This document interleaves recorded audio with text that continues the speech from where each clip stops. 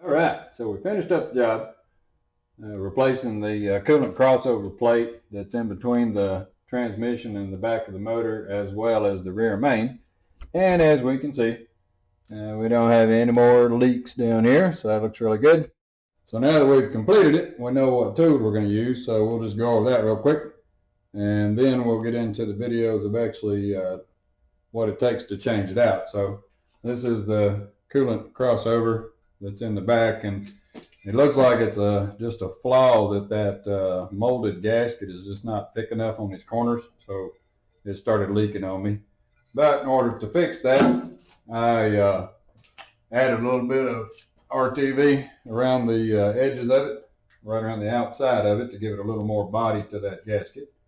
And then here's the rear main seal. That worked out real well. You'll see that in the videos as well. So some things, most of all this is just standard tools. You need some assembly lube to put that gasket on, put it around the crankshaft, thread locker, the removable kind, a little bit of WD-40, some more coolant. But then the main things that you got to get are over here that are a little bit odd, might not have in your toolbox. So you need some click wrenches or some way to retorque the bolts, as well as about 3 feet of extension plus the normal extensions, and that'll get the bolts to take the transmission loose. So without those, it's just going to be almost impossible job. These little guys right here are pretty handy, the little clicker things. They work pretty good. Couple of odd ones. You'll need a 22 millimeter and also a 16 millimeter. So those, sometimes they don't come in the standard kits, and you'll have to get some of them. Then you need both the male and the female torques, spec markers, and then to make life a lot easier, because I have mine on the lift, I can actually get up a little bit higher, and so I need a taller jack stand. The transmission jack is just handy as can be because it allows you to line it up just right. And then also down here, just an engine bridge, just to keep the engine stable. So not too much extra needed. For the cost of having somebody do the job, it's well worth it. If you don't have some of these, just go ahead and get them, spend a few $100 and make your life a lot easier on doing this change out. All right, well, we let the car sit for a day or so, and just to see where it's leaking. So as you can see on the doggy feet pad, we got a line of drops right across through there, and some of it's had a little bit of oil that was taken with the drips of coolant, and you can see the dark spots of the coolant there. So if we look directly up above, what we see is the transition between the transmission and the engine. So it does indeed look like I am leaking on that back plate that's on the back of the motor. So for my particular coolant leak, which happens to be one of the harder ones to take care of, I'm going to be taking the transmission out and fixing that little crossover plate seal that's right in between the transmission and the motor there. All right, so let's see if we can get started here on getting stuff off of this car.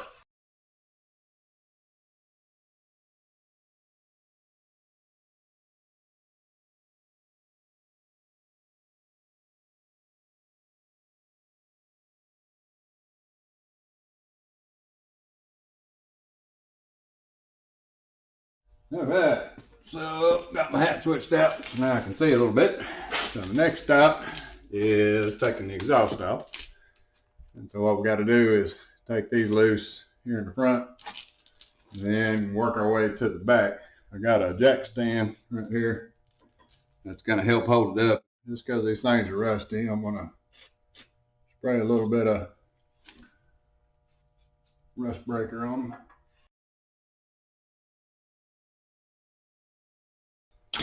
So that's the front part. So now we got those free. So now it's held in the middle with the little bar right here. So we got to get the little bar off.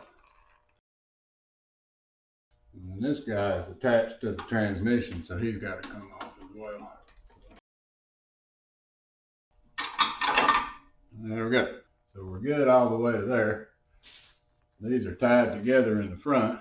So let's scoot on back to the back. So we're working our way back. So next stop is two little support guys right here and right here. So we'll scoot back a little bit further. All right, so right up here, and you see a little bolt right there.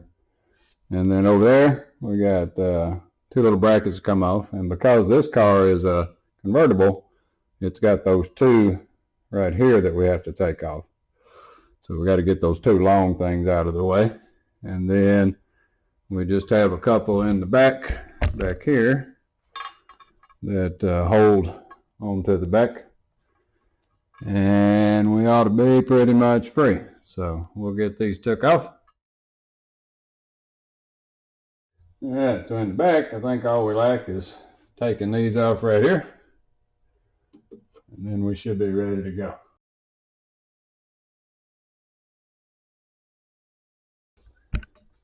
One more bracket set, hold it. They really do not want this exhaust system to make any noise. All right, so we got everything loose. The only thing holding it is just a couple of nuts right here and over here, and my jack on the front. So since I don't have a helper, I'm going to have to do something a little different. So what I'm going to do is take a strap and put a strap in over the frame member of the car. And I'm going to catch the hook right on that little crossover right there. So that way I can hold on to it, take those last ones out, and then I'll be able to drop the whole assembly down.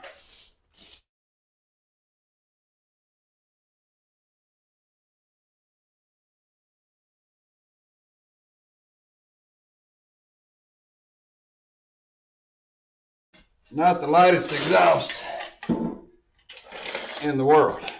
Let me just take it. The next stop will be taking all of that cover pan out of the way to start exposing the drive shaft. So we'll be back here in just a minute. All right, so next in line, we got the heat shields to take off. So all these heat shields come off all the way to the back. Looks like the little ones that are right beside the cats don't need to come off. So we just have to take these big ones off and they'll slip out underneath. Yeah, we can worry about this big heat shield.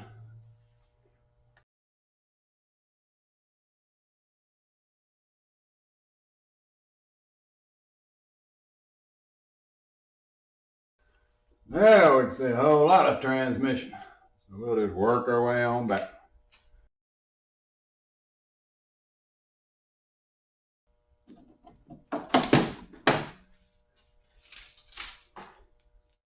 Alright, so it's time to get ready for the drive shaft. But before we do that, we need to disconnect the battery because we're real soon to start pulling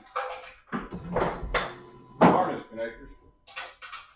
We don't want the car to be made. Alright, so for the drive shaft, you can see it's locked because the car's in park. And this is the kind of car, for this series, it has like a joystick for a shifter. It doesn't mechanically connect to the transmission. So let me show you, because what we're going to have to do down there toward the end and up here is rotate the shaft to get to the bolts. So let me show you how to get that to rotate for these cars that don't have the mechanical attachment. So, all right, for these cars, for this series, it doesn't have a mechanical connection from the shifter up the top. It's more like a joystick. And so what you have to do is when you go to take the drive shaft to get the bolts off, you're going to have to rotate it. But the car's in park and the battery has been disconnected. And so what we got to do to get it to rotate is actually use the toe switch.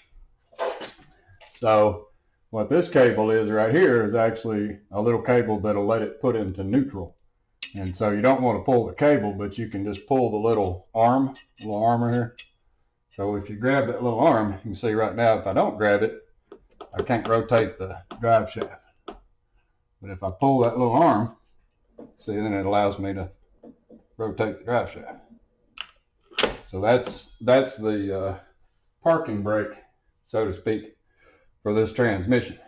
And what it allows you to do is you'll be able to pull that lever, and then you can rotate it when you get to the bolts.